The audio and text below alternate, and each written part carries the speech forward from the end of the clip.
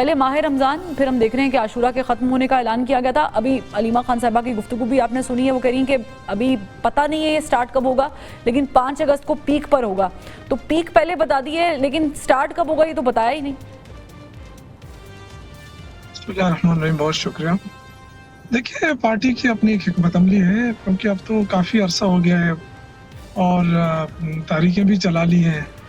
तो इस दफ़ा बड़ी हिकमत के साथ और मशावरत के साथ होगा। ये बात दुरुस्त है कि डिसीजन अभी तक नहीं हुआ, उसकी वजह से जो वर्कर्स हैं उनमें काफ़ी गम और गुस्सा पाया जाता है और वर्करों का बहुत बड़ा प्रेशर है लीडरशिप के ऊपर। वो ये चाहते हैं कि फौरी तौर पे जो है वो एक तहरीक का ऐलान कर दिया जाए ताकि लोग सड़कों पे निकलें। लेकिन मेरे ख्याल से कोशिश ये हो रही है कि जो मुज़ाकरात का रास्ता है वो भी बंद ना हो और साथ साथ तहरीक भी चले, लेकिन एक हिकमत अमली के साथ चले।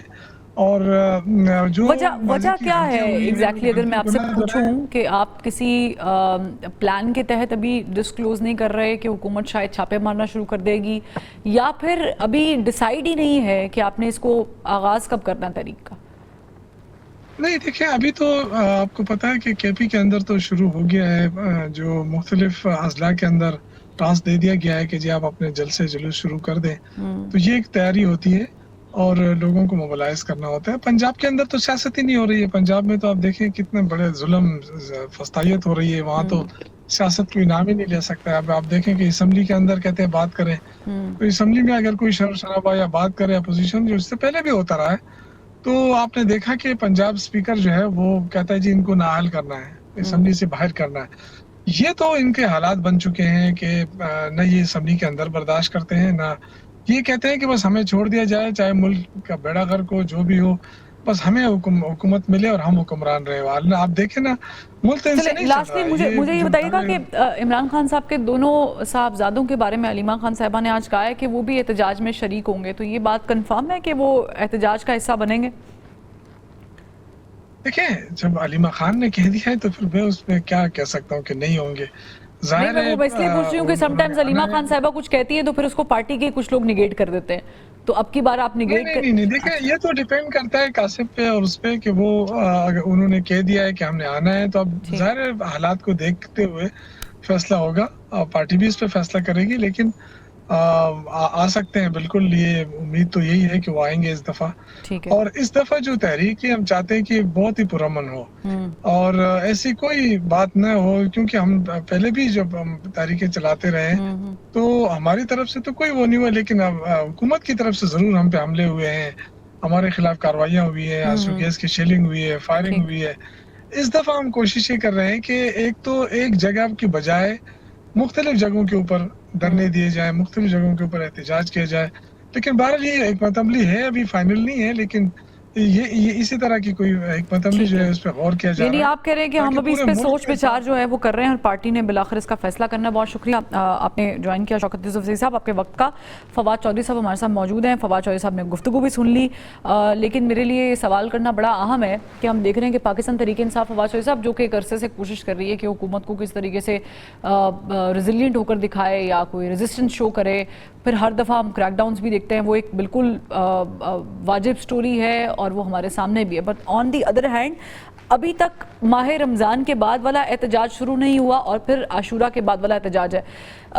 मुझे शायद सेटिस्फाई करने से कासिर रहे हैं शौकत यूसुफजई साहब, शायद आप सेटिस्फाई हो चुके उनके जवाब से कि उन्होंने मुझे अभी तक बताया नहीं कि हिकमत अमली एग्जैक्टली क्या होगी। ये सवाल मैंने कल शमीम नकवी साहब से पूछा था, तो वो कहते हैं कि इमरान खान साहब के मोबाइल कवर्स लगेंगे, हॉर्न बजेंगे 8:04 पर सड़कों पर, लोग झंडे लगाएंगे पीटीआई के, समहाउ इस तरह का कोई प्लान है। ये आपको लग रहा है ये प्लान कामयाब हो जाएगा? ये तो देखिए, कोई प्लान तो नहीं है पीटीआई का। बेसिकली जो सबसे बड़ा प्रॉब्लम है वो तो ये है कि पीटीआई एहतजाजी तहरीक को ही सारी सियासी स्ट्रेटजी जो है वो समझती है। हालांकि एहतजाजी तहरीक सियासी स्ट्रेटजी का एक हिस्सा होता है, कभी भी सारी स्ट्रेटजी तो नहीं उसके ऊपर आप बनाते। ये प्रॉब्लम तो हम देख ही रहे हैं, यानी। और फिर देखिए, जो मौके थे जब एहतजाज करना चाहिए था, 9 फरवरी को जब एहतजाज करना चाहिए था, पीटीआई नहीं निकली अनफॉर्चुनेटली, और लोगों ने अपनी जो नशिस्तें थे बचाने के लिए उन्होंने पूरी पार्टी को ज़िबा कर दिया अपना 2 किलो गोश्त के लिए। तो इसके बाद जो मौके आए हैं जब एहतजाज बनता था, एहतजाज नहीं किया गया। फिर देखें आपकी एस्टेब्लिशमेंट से लड़ाई है, आपने कहा नहीं हमने हुकूमत से भी लड़ना है, फिर हमने कहा ये काफ़ी नहीं है, हमने अपोजिशन की भी सारी जमातों से लड़ना है।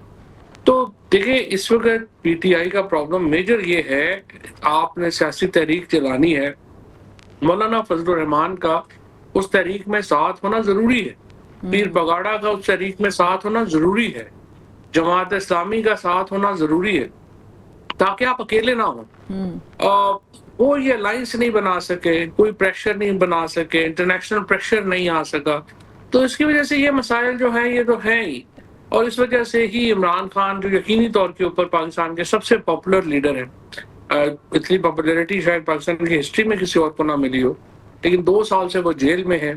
और सच्ची बात यही है कि कोई स्ट्रेटजी जो है वो हमें नजर नहीं आती, डिस्पाइट द फैक्ट कि उनका स्टांस जो है वो बहुत काबिल तहसीन है। लेकिन जब ये अलायंस की बात हो रही थी अपोजिशन के, तो मैंने मुतादिद लोगों से सवालात किए, चाहे वो पीर पकड़ा साहब की पार्टी के हों या फिर JUIFA के कुछ सीनियर रहनुमा, जिनमें कामरान मुर्तज़ा साहब भी ऑन रिकॉर्ड ये कह चुके हैं कि हमारे कुछ तहफ़्फ़ुज़ात पाकिस्तान तहरीक इंसाफ की क़यादत के साथ थे और हम चाहते हैं कि वो रिजॉल्व हो जाएं।